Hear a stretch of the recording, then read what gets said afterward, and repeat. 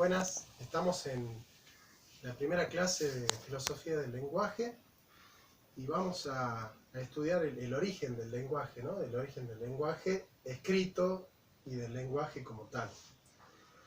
Obviamente cuando hablamos del origen hablamos de los sumerios, que son una de las primeras civilizaciones de la historia, ¿no? No digo la primera porque ya está puesta en discusión esa tesis, ¿no? Bien, nosotros tenemos sistemas de escritura que surgieron originalmente y hay sistemas de escritura que nacieron como adaptaciones de otros sistemas de escritura. Los sistemas de escrituras que no dependieron de otros son el egipcio, el sumerio, la escritura cuneiforme, el chino y el jeroglífico maya. Todas las otras, y el arameo, ¿no? Todas las otras sistemas de escritura dependieron de estos. Nosotros tenemos como primer vestigio de escritura lo que son los tokens, que significa fichas. Esto se da a partir de el 8000 a.C. Los tokens eran una especie de óvulos de piedra en los cuales se ponían fichitas y se marcaba en la parte superior del tokens la cantidad de fichitas que habían adentro, y eso significaba una herramienta de contabilidad para saber cuántas ovejas tenía el pastor o cuántos granos habíamos cosechado. Bueno, básicamente eso era el tokens, que en el 3500 se convierte en pictograma, ¿sí? Ya el token deja de ser un óvalo, comienza a ser una plataforma plana de arcilla en la cual con una cuña se cifra una imagen. Esa imagen obviamente es una representación del hecho. Por ejemplo, se dibujaba un pie con cuña y ese pie significaba caminar, por ejemplo, ¿no? Después se inclinó hacia arriba el dibujo, pero se seguía haciendo de esa manera.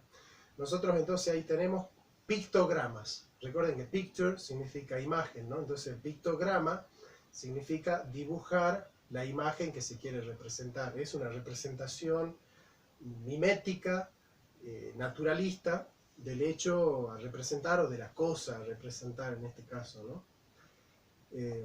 Bueno, había tablillas ovoides, huecas, en Nusi, en el actual Irak, que contenía 49 guijarros, tokens, que sirven para la contabilidad de los números, y con la escritura cuneiforme empieza la contabilidad, pero sobre todo la letra, ¿no?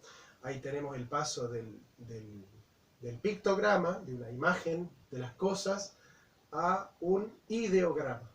Es decir, ideograma tiene que ver con idu, significa concepto, ¿no? Entonces, de alguna manera, pasamos de una representación de la imagen de la cosa a una representación conceptual, ¿no? A algo más abstracto con respecto a la imagen, ¿no? Eso es el ideograma, que después, cuando se hace más abstracto, se va a convertir en un fonograma.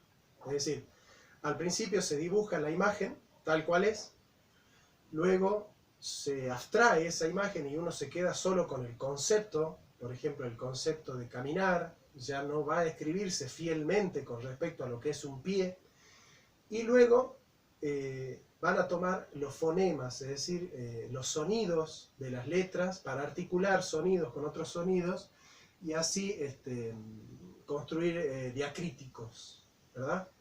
Bien, una de las palabras más importantes de la cultura acadia y sumeria es la palabra ser, ¿no? Que va a ser de las palabras más importantes de la historia, ¿no? De la filosofía y de la ciencia. Bien, la palabra ser originalmente significa ser y también significa palabra. El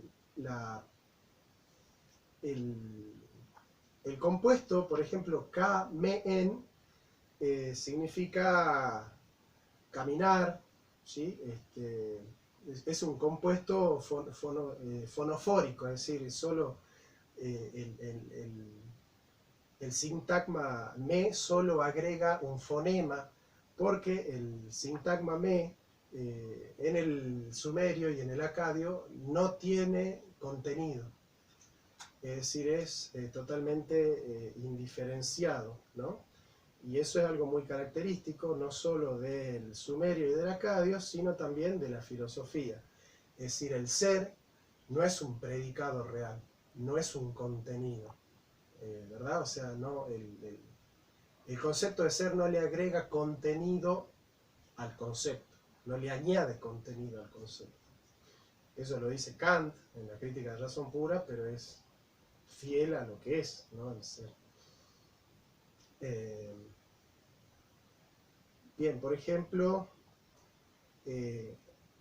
Gameen, Gameen, Gameen Men significa casa del rey, pero utiliza el conectivo me, pero no le agrega.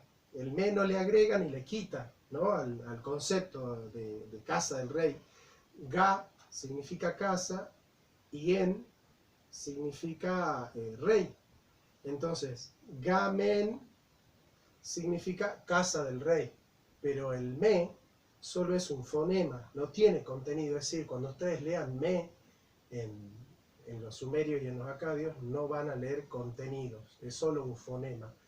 ¿Qué significa esto de que la palabra me no tenga contenido, no agregue contenido? Que el ser, como tal, para los acadios no existe.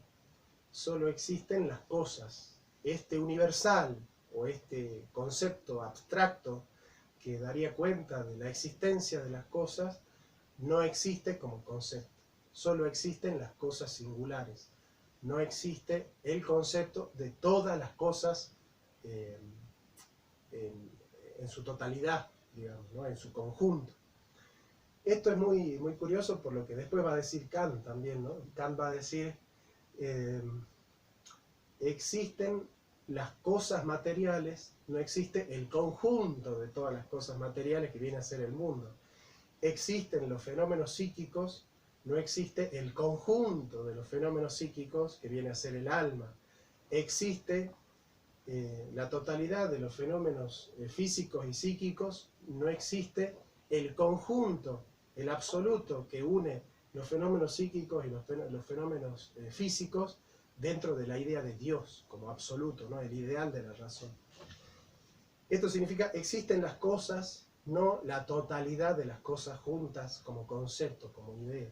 Bien. O sea, el ser no es un predicado real. Esto está muy bien en los sumerios. La tabla Me de los destinos, por ejemplo, que aparece en el poema Enuma Elish, marca, por ejemplo, que se crea con la palabra. Lo que habíamos visto en clase una vez, con la palabra se puede crear, aunque no es la palabra misma una creación, digamos. No existe la palabra, pero a través de la palabra se crean cosas. Es decir, la palabra es aquel instrumento que no existe, pero que hace existir, de alguna manera, ¿no? Esto es, bueno, bien significativo. Y también tenemos la palabra fundación. La palabra fundación en acadio es temen.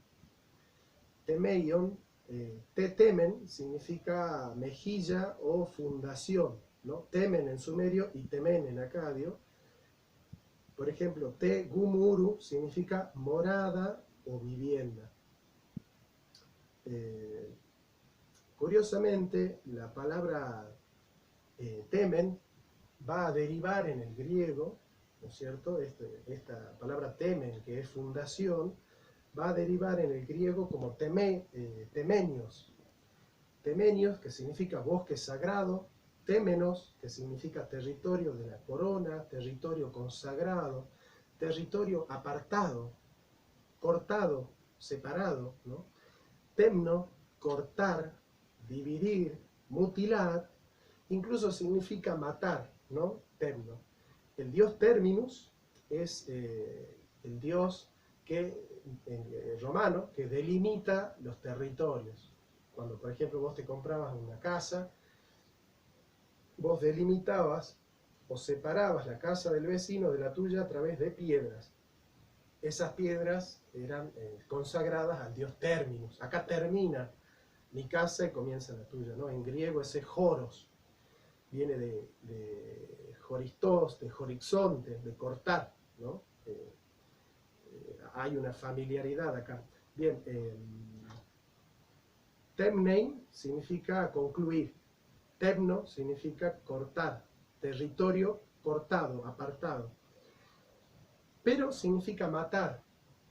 ¿En qué sentido? En que el paso del ideograma, del paso del pictograma al ideograma, hay un corte, porque el ideograma se queda solo con la forma, con el concepto, pero prescinde ya de la imagen sensible, ¿no? En el pictograma hay una imagen sensible de la cosa que está volcada como mímesis, como imitación o como representación en la arcilla o en el jeroglífico, por ejemplo. En cambio, ya el ideograma es solo conceptual, ya hay un abstracto, ya hay un concepto que se quedó con la esencia, con la idea, con el concepto, pero ya no representa fielmente la cosa, la imagen de la cosa. Entonces, de alguna manera es un corte, es un recorte de la materialidad, de la imagen sensible que aparece en el pictograma, a una conceptualidad abstracta que aparece en el ideograma. En el fonograma ya no se corta solo la imagen sensible, sino que además se prescinde del concepto. O sea, fíjense ustedes cómo del paso del pictograma al ideograma hay un recorte formal y del ideograma al fonograma hay un recorte conceptual, con lo cual al final el fonograma es una flatus vocis, es una simple palabra y nada más que una palabra que no tiene contenido, que no tiene imagen, ¿sí? Entonces temno significa cortar. ¿Y qué es cortar? Matar. ¿En qué sentido se mata? Que se quita a la cosa del contexto de su existencia.